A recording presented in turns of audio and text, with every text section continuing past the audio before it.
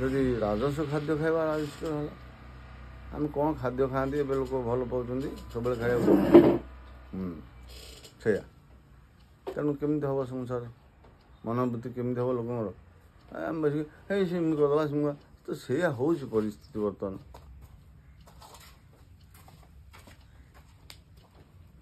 ଜାତ ଜାମ ଗତ ରସମ ପୁତି ପର୍ଯ୍ୟୁଷିତମ ଚ ଉଚ୍ଛିଷ୍ଟମ ଅପିଜାମେଧ୍ୟ ଭୋଜନମ ତାମସ ପ୍ରିୟ।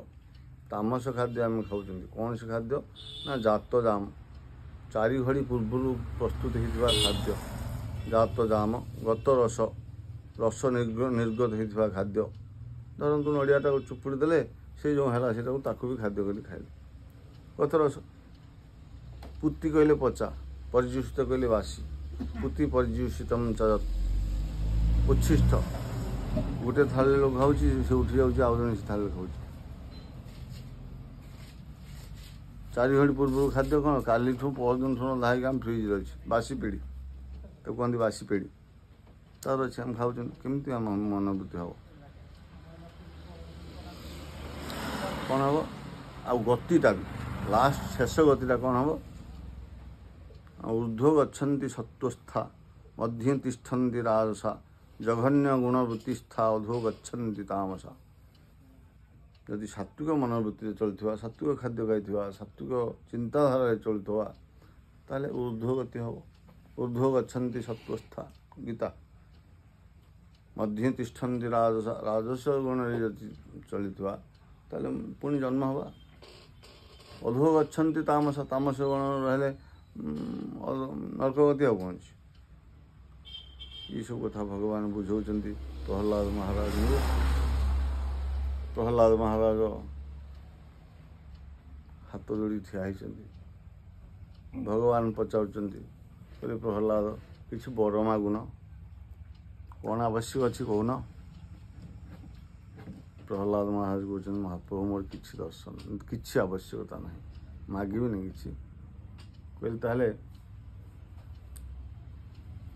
ଜଣେ ଜଣକୁ ଆଦରରେ ଗୋଟେ କିଛି ଦେଉଛି, ଯଦି ନ ନେଲା ସେଟାକୁ କ'ଣ କରିବ? ନା ସେ ଭ୍ରୂକ୍ଷେପ କଲାନି। ତା'ମାନେ ତୁମେ ମୋତେ ଅସମ୍ମାନିତ କରୁଛ।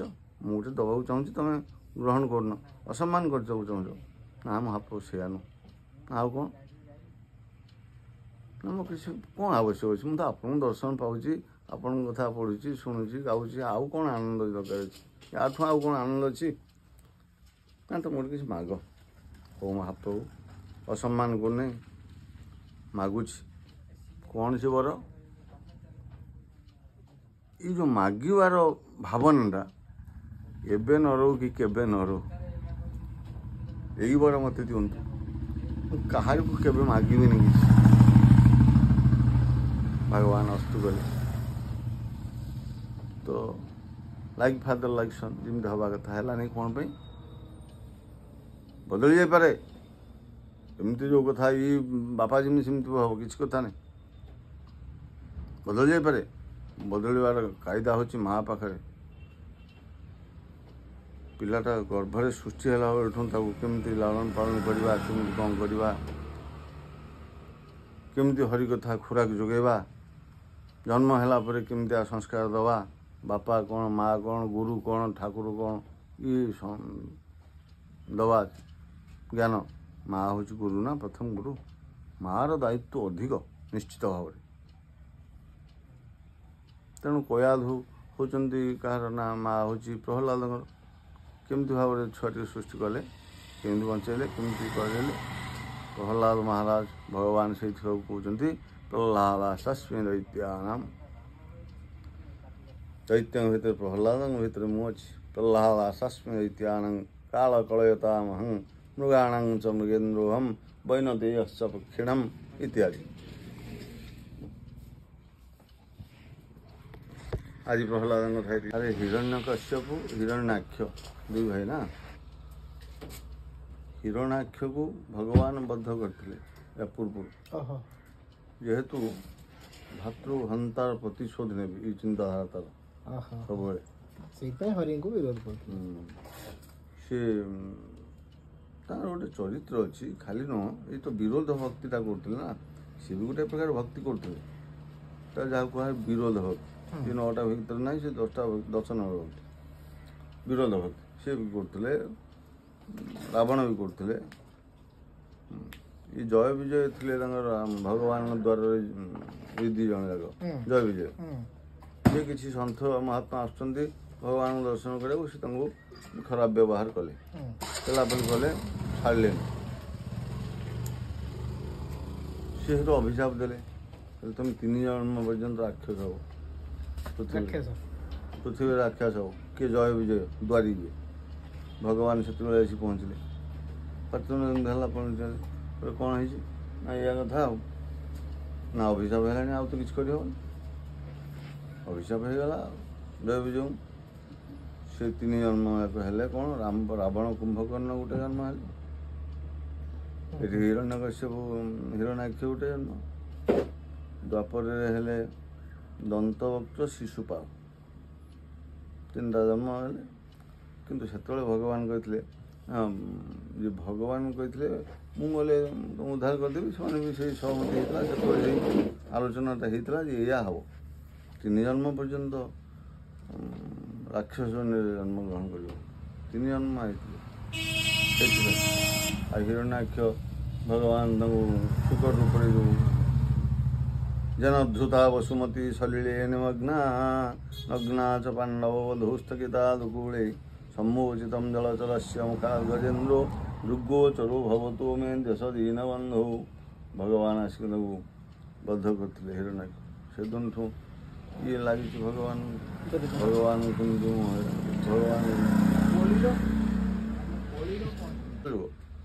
ସବୁଠୁ ଭଲ ଯୁଗ କଳିଯୁଗ। ଆରାମ ଯୁଗ କଳି ଯୁଗଟା। କଳିରେ ସବୁଠୁ ବଡ଼ କଥା ହେଉଛି ମାନସ ପୁଣ୍ୟ ହୋଇନାହିଁ ପାପା। ତମେ ଅଳ୍ପରେ ପରିବର୍ତ୍ତନ ଯଜ୍ଞ କରିବା ଦରକାର ନାହିଁ କଳିଯୁଗରେ, କିମ୍ବା ଧ୍ୟାନ କରିବା ଦରକାର ନାହିଁ, କେବଳ ନାମ କରିବ, ସ୍ମରଣ କରିବ, ଏ ଅଳ୍ପ କଥା। କିଛି ତମର କାଠ ଆଣିବା ଦରକାର ନାହିଁ, ଘିଅ ଆଣିବା ଦରକାର ନାହିଁ, ଆଉ କ'ଣ ଦରକାର ନାହିଁ, ଆଉ କିଛି ଦରକାର ନାହିଁ, କେବଳ ଜପ କରିବ। ଭଗବାନ ବି ଗୀତାରେ କହୁଛନ୍ତି ଯଜ୍ଞାନାଂ ଜପଯଜ୍ଞସ୍ମି, ଯେତେ ଯଜ୍ଞ ଅଛନ୍ତି ମୁଁ ସବୁଥିରେ ଜପଯଜ୍ଞରେ ଅଛି। ଯଜ୍ଞାନାଂ ଜପଯଜ୍ଞସ୍ମି ସ୍ଥାବରାଣାଂ ହିମାଳୟ, ଯେତେ ପର୍ବତ ଅଛନ୍ତି ମୁଁ ହିମାଳୟ ଅଛି। କାହିଁକି ପଚରା ହେଲା ଏଇ କଥା? ଏତେ ଯଜ୍ଞ ଥିଲା, ଆପଣ କାହିଁକି ସେ ଯଜ୍ଞ କଥା କହୁଛନ୍ତି? ନା ଜପସ୍ଥୁ ସର୍ବଧର୍ମେଭ୍ୟ ପରମୋ ଧର୍ମ ଉଚ୍ୟତେ ଅହିଂସାୟାଂ ଚ ପ୍ରାଣିନମ୍ ଜପଯଜ୍ଞ ପ୍ରବର୍ତ୍ତତେ। ମୁଁ ସେଇଥିପାଇଁ ଜପଯଜ୍ଞ କରିବାକୁ ପ୍ରବର୍ତ୍ତଉଛି। ପ୍ରାଣୀ ହିଂସା ନାହିଁ ସେଥିରେ। ଅନ୍ୟ ଯାହା କର, ଯଦି ଦୁବ ଘାସଟାକୁ ପଡ଼ି ଆଣୁଛ ପ୍ରାଣୀ ହିଂସା ହେଉଛି, କିନ୍ତୁ ଜପଯଜ୍ଞରେ କିଛି ପ୍ରାଣୀ ହିଂସା ନାହିଁ। ମୁଁ ସେଥିପାଇଁ କହୁଛି।